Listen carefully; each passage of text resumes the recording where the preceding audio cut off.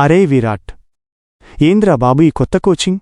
నేను గ్రౌండ్లో వడాపావ్ అని అరిచానని ఆ జీజీభాయ్ నాతో ఎక్స్ట్రాగా 10 రౌండ్లు పరిగెత్తించాడు.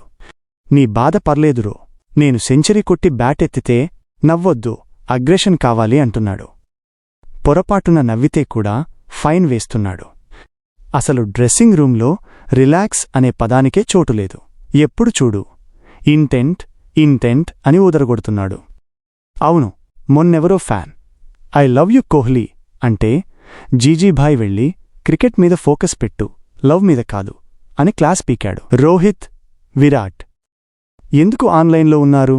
ప్రాక్టీస్ అయిపోయిందని రిలాక్స్ అవుతున్నారా? వరల్డ్ కప్ గెలిచామని గర్వం వద్దు. వెళ్ళి పడుకోండి, రేపు పొద్దున్నే 4 గంటలకు రిపోర్టింగ్. సారీ భాయ్, అలారం పెట్టుకుంటున్నా. Okay bye, good night. ఎవరు అక్కడ పిల్లల్ని భయపెట్టిస్తుంది? అబ్బా, దేవుడు వచ్చేశాడు.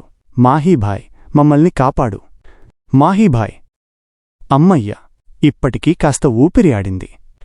ధోని, నువ్వెందుకొచ్చావు మధ్యలో? ఇది సీరియస్ క్రికెట్ గ్రూప్. స్ట్రాబెర్రీ సాగు గురించి చర్చించుకునే ప్లేస్ కాదు. Cool, Gambhir, cool. క్రికెట్ ముఖ్యమే, కానీ మెంటల్ పీస్, మనశ్శాంతి కూడా ముఖ్యమే. పిల్లల్ని ఎంజాయ్ చేయనివ్వు. ఎప్పుడూ అంత స్ట్రిక్ట్గా ఉండకూడదు. చూసావా జీజీభాయ్, తల చెప్పాడంటే అది వేదం. నేను వడాపావ్ ఆర్డర్ పెట్టుకుంటున్నా. నేను ఒక చిన్న స్టెప్ డాన్స్ వేసుకుంటా. సరే, మీ ఇష్టం. కాని నెక్స్ట్ మ్యాచ్ ఓడిపోతే ధోనిని అడగండి, నన్ను కాదు. నేను గ్రూప్ నుండి లెఫ్ట్ అవుతున్నా. ప్రాసెస్ ముఖ్యం గైస్.